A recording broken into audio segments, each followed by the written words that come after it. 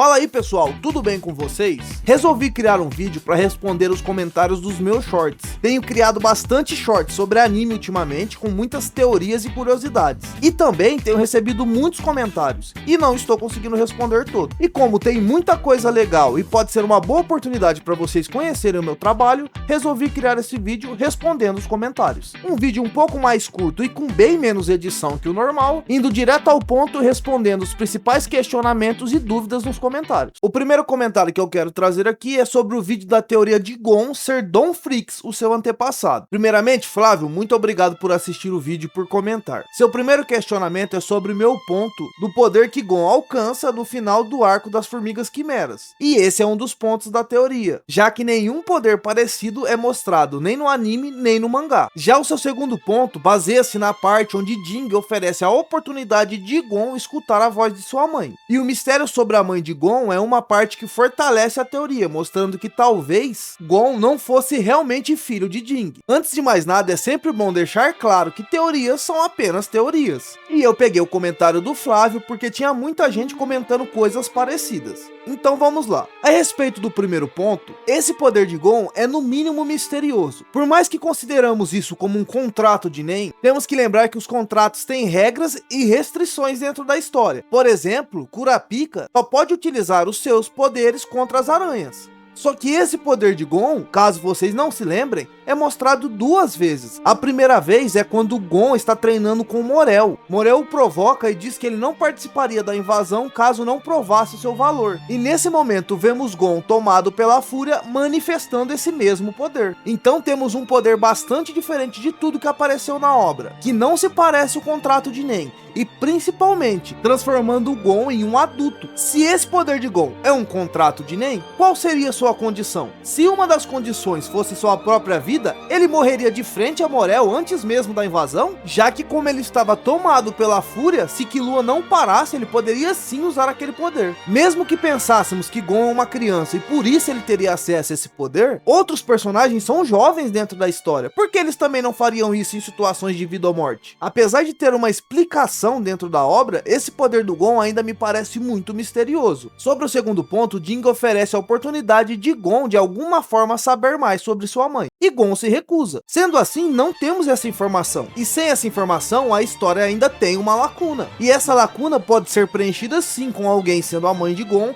mas também com Jing passando outra informação diferente para Gon, e essa informação é o que pode dar força para essa teoria de Gon ser Don Freaks. Já o próximo short foi sobre Bleach e as ameaças especiais do Rei Quincy. E aqui eu compilei alguns porque basicamente foram pessoas dizendo que outros personagens poderiam ser considerados ameaças especiais. Agradecendo novamente todo mundo que assistiu e comentou no vídeo, muito obrigado. Mayuri foi o mais citado disparado. Até porque na guerra parece que Mayuri tem mais impacto que até algumas ameaças especiais, então fica um pouco estranho a maneira como eles trabalham isso no Bleach. Como não se tratava apenas de poder e sim quem poderia atrapalhar os planos do Rei Quincy, Mayuri com certeza entraria na minha lista, já que ele foi essencial e impactante a guerra toda. Outro bastante comentado foi Zaraki, porque ele estaria na lista. Mas eu acredito que seja por conta dos mistérios do seu poder, já que nem só Bankai tinha aparecido, e é muito provável que o Rei Quincy sabia que ele não tinha despertado todo o seu poder ainda. Mas nesse vídeo basicamente foi isso, muita gente dizendo que Mayuri deveria com certeza estar nessa lista, e como eu disse, algumas dúvidas sobre o Kenpachi. Indo pro próximo vídeo, esse foi um vídeo que eu fiz sobre a morte de Luffy. Basicamente eu falo sobre os efeitos colaterais dos Gears que desapareceram e a correlação entre Luffy e Roger, chegando assim num ponto onde Luffy provavelmente vai morrer após encontrar o One Piece. Novamente estou deixando o comentário da galera aí na tela para vocês verem, mas basicamente foi as pessoas dizendo que Luffy dominou as técnicas dos Gears, por isso não sofreria mais dano e nem efeitos colaterais. Apesar de fazer sentido dentro dos shonens essa afirmação, já que é muito comum em obras parecidas o personagem ter um poder que lhe causa dano e ao longo do tempo ele ir dominando. Só que Luffy não está recebendo o dano de um poder que não domina. Na verdade, Luffy está acelerando o seu metabolismo e seu ritmo sanguíneo, e isso faz com que as células morram e renasçam mais rapidamente. E como todo ser humano, temos um limite de quantidade de células que podemos regenerar. E quando o Robin Lute cita isso na luta contra Luffy, ele está falando justamente deste efeito que citei. comentei. Mas se tratando de um shonen e sendo algo bastante provável, vamos considerar que Luffy dominou seus Gears. Ele ainda teria uma marcha que ele não dominou completamente, que seria a quinta marcha. E como vemos, ela deixa Luffy completamente exausto, deixando efeitos colaterais parecidos com os anteriores. Além disso, outro ponto importantíssimo dessa teoria é o paralelo que Luffy sempre teve com o Roger ao longo da história. E mesmo não tendo morrido muito novo, ele ainda foi de F muito mais cedo que muitos personagens que compartilharam a história com ele. Além disso, One Piece é cheio de fragmentos de informações que são apresentados no começo, mas que vão impactar o final da história. E eu duvido que Oda descartaria uma informação que foi apresentada em um momento tão importante. E por último, mas não menos importante,